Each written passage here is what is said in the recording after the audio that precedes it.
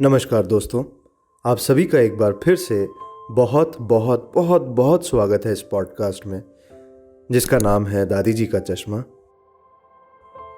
दोस्तों, इतिहास के पन्नों को जब हम पलट रहे हैं तो पलटते हुए एक और रिसर्च के तहत ही हमारे सामने स्टेटमेंट आई जो कि एक थोड़ा सा डिफरेंट एंगल से जलियांवाला बाग का जो इंसिडेंट हुआ, जो घटना घटी, उस बारे में हमें बहुत कुछ बिन कहे कह देती है।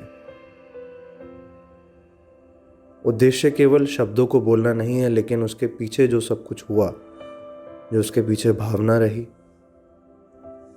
जो सारा घटनाक्रम रहा, उसको एक बार मन की आंखों से देख लेने का है। तो ये जो बयान है ये सोहन लाल जी का है।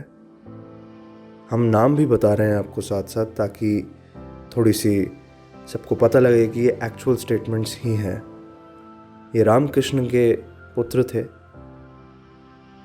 35 साल इनकी उम्र थी, पेशे से नाई थे, फूलनवाला अमृतसर के रहने वाले थे या उनकी दुकान वहाँ थी। आइए सुनते हैं सोहन लाल जी का बयान, जो सब कुछ भी वहाँ घटा उनकी आंखों से। 13 अप्रैल को मैं जलियांवाला बाग गया था, तो मैं मंच के पास बैठ गया। वहीं पर ही नेता हंसराज अपना भाषण दे रहे थे। तो मैं हंसराज जी को पहले से ही जानता था, तो कुछ मौक़ों पर उनके घर भी गया था। मैंने उनके कई बैठकों को संबोधित करते हुए भी देखा था। अब उसके बाद कुछ समय बाद क्या हुआ, मैंने सैनिकों को मुख्य मार्ग से बाग में प्रवेश करते हुए देखा।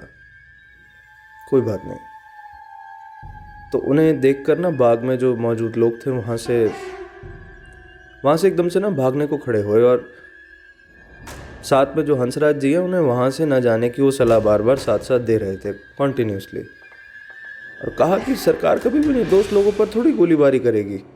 तो वो बात ये सारी समझा रहे थे। तो उन्होंने क्या किया कि लोगों को भगदड़ मचाने के बजाय शांतिपूर्वक वहाँ पर बैठने को कहा कि जब तक वे सैनिकों से बात कर मामला न सुलझा पाए तब तक वहाँ आराम से बैठें। तो मतलब इतना कहने के बाद वो प्लेटफॉर्म से नीचे उतरे और अपना ऐसे उन्होंने करके इस तरीके से रुमाल अपना लहरा दिया। फिर जितना मुझे याद है, मैंने उन्हें ना सैनिकों की ओर जाते हुए देखा, लेकिन ज़्यादा दूर तक अब मैं देख पाता तो उससे पहले अचानक गोलियां बरसाने ये इन लोगों ने शुरू कर दिया, और लोग उसी समय ना इधर उधर भागने लगे। तो अब इस समय लोगों को कुछ भी समझ में नहीं आया। इन्होंने मतलब क्या किया, मैं भी बाग और कुएं के पास होता हुआ बाग से बाहर उसी समय पे, पता नहीं भगवान ने बचाया, मैं बाहर निकल गया। तो वहाँ पर कई लोग जख्मी हालत में पड़े हुए थे, और संयोग से मैं वहाँ से निकल पाया और दौड़ता हुआ ये रानी विक्टोरिया का जो पुतले था उसके उस तक पहुँच गया। मैं जब वहाँ पहुँचा तो हंसराज फिर वहाँ से मिले हमें, वहाँ पर उसी जगह पर मिले, और उन्होंने मुझे अपने घर पर संदेश छोड़ने के लिए कहा था उस समय कि वो सब ठीक है, मतलब घर पे बता देना कि मैं बिल्कुल ठीक हूँ। फिर वे हॉल बाज़ार की ओर बढ़े और मैं फटाफट से अपने घर की ओर भागने लगा, उस तरफ बढ़ गया। रास्ते में मैंने हंसराज जी के घर जाकर उनका संदेश उनकी माँ तक पहुंचा दिया। अब आप ये मानिए, उसके बाद से मैंने उनको नहीं देखा।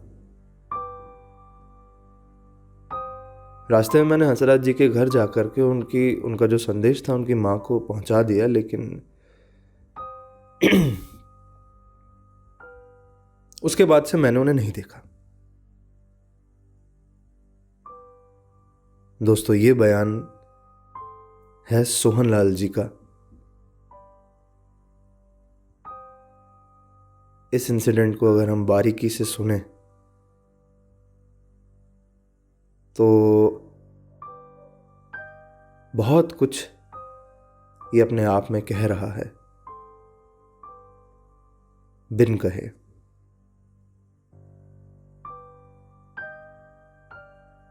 ज़्यादा बोलने की ना तो इच्छा हो रही है ना तो हिम्मत हो रही है। आइए उन सब लोगों के लिए प्रार्थना करते हैं, केवल 2-4 मिनट। हम भले ही इस मूवमेंट में किसी तरीके से कंट्रीब्यूट ना कर सके, एटलीस्ट हम अपनी वेल विशेस उनके परिवार वालों को उनको ज़रूर भेज सकते हैं। तो आइए केवल 2-4 मिनट आंखें बंद करके इत्मीनान से कोने में जा करके बैठ करके इसको प्रार्थना रूप में करें और अपनी अच्छी विशेस, वेल विशेस उन तक भेजें। आप सभी का इस स्टेटमेंट को इतने इत्मीनान के साथ सुनने के लिए तहे दिल से बहुत बहुत शुक्रिया। हम लोगों को इतना प्यार देने के लिए बहुत बहुत शुक्रिया। हम इसी तरह से जो हिस्ट्री दब गई है उसको एक बार फिर से बाहर निकालने की, आप सभी के सामने लाने की कोशिश कर रहे हैं और करते रहेंगे। बहुत बहुत धन्यवाद। फिर मिलेंगे।